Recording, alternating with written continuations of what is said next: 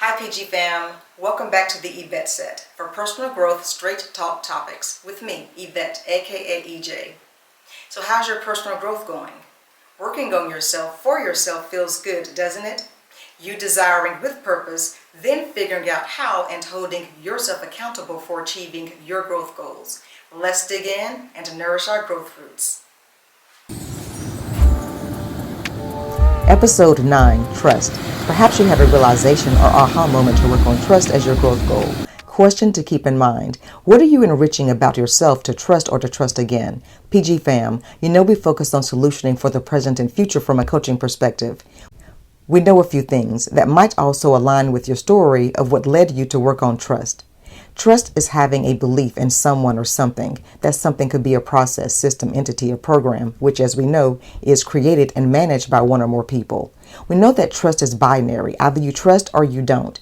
When you say someone has to earn your trust or earn it back, there's no guarantee that person will fulfill your requirements. And on the flip side, you trying to get someone to trust you is not guaranteed, no matter what you do. You know that none of us can make someone trust anyone. Yep, like a broken record, we can only control ourselves. We know that we can personally battle with trust within ourselves, asking ourselves questions like, can I do this? Can I make this happen for myself? Am I making the right choices, best decisions? How can I expect people to trust me and I don't trust them? And we hear it all the time from each other. Trust what I say, trust what I do, trust me, trust a process or system. And some of us need to see it before we believe it, don't we? And even then, we might question what we see and do our own research and deep dive. We know that our past experiences could damage our ability or willingness to trust. We can commit to working on trust as a specific growth goal, like trusting in general, or as a deep focused growth goal, like trusting yourself or a particular individual. It could be someone new in your life, or your father, mother, adult child, wife, husband, or significant other, a family member, friend, or a group of people, like family, friends, teammates. We know trust is crucial, from self-trust to trust in any relationship. So whether trust as a specific or deep focused growth goal for your own purpose, intent, or end game, what are you enriching about yourself to trust or to trust again? Do you believe in yourself and your abilities, like you believing that you're making the right decisions for yourself to trust? That you trust in your abilities to accomplish what you want? Are you believing in yourself to achieve your other growth goals as you navigate the profundity of your existence? What about your instincts or intuition? Similar to identifying red flags, do you also use your gut feeling to recognize green flags, such as consistency in the person's character, integrity, reliability, accountability, and dependability? Are you checking yourself, meaning when you catch yourself not trusting, you self-adjust? A few examples. When you doubt yourself, you lean into your strengths to attain your desires. With self-awareness of your triggers, you remind yourself not to overthink.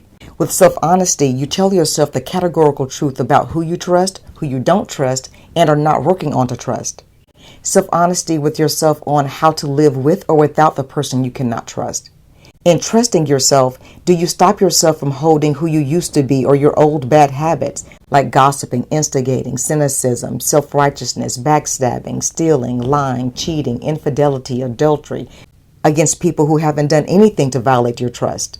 Do you stop punishing people and questioning the integrity of people because of your negative experiences with others? Like you refrain from questioning the integrity of your wife, husband, or significant other because your ex cheated on you or broke your heart. You don't test people because someone else disappointed you or hurt you.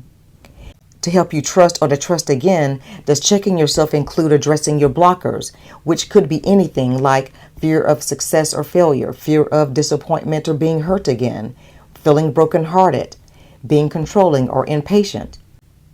Are you empathizing, putting yourself in the other person's place, viewing from their perspective?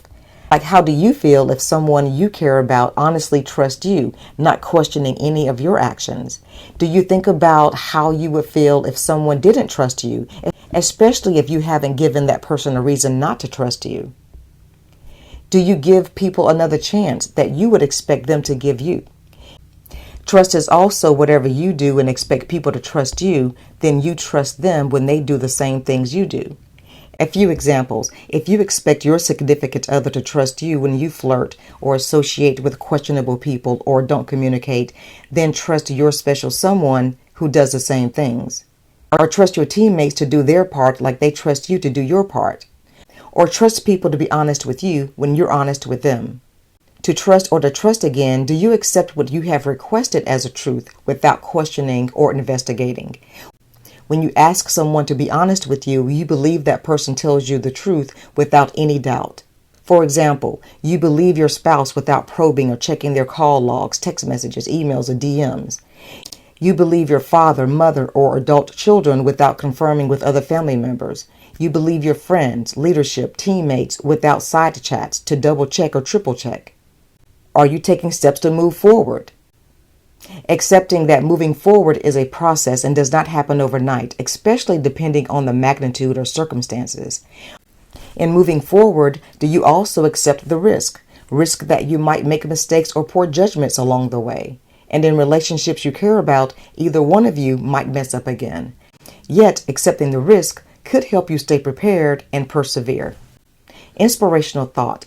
Trust boils down to taking advantage of or focusing on what you can control. You control who, what, and how you trust. You control your intent, reasons to trust. And whatever decisions you make about trust, you control how you deal with the consequences and outcomes.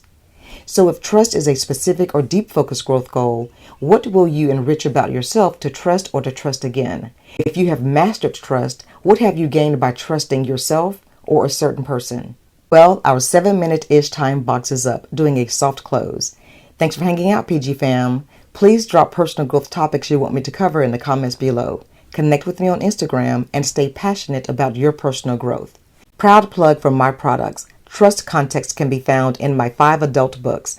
Ahead of the Game, Forward Thinking in Chapter 4, All About You. And In the Game, Careers and Executives in Chapter 2, Getting What You Desire. And in Chapter 6, Effective Leadership. In the Game Life, Chapter 2, What's Your Story? Chapter 7, Driven, and of course, In the Game Relationships throughout most chapters, and in the Reality Check-In fictional storyline, and in my sexy, sizzling relationships growth fictional novel, Spiraling. For my 6 books, you can read the first few ebook pages for free. Links are in the description. Thank you for listening. Be blessed, PG fam, and feel good about yourself for yourself.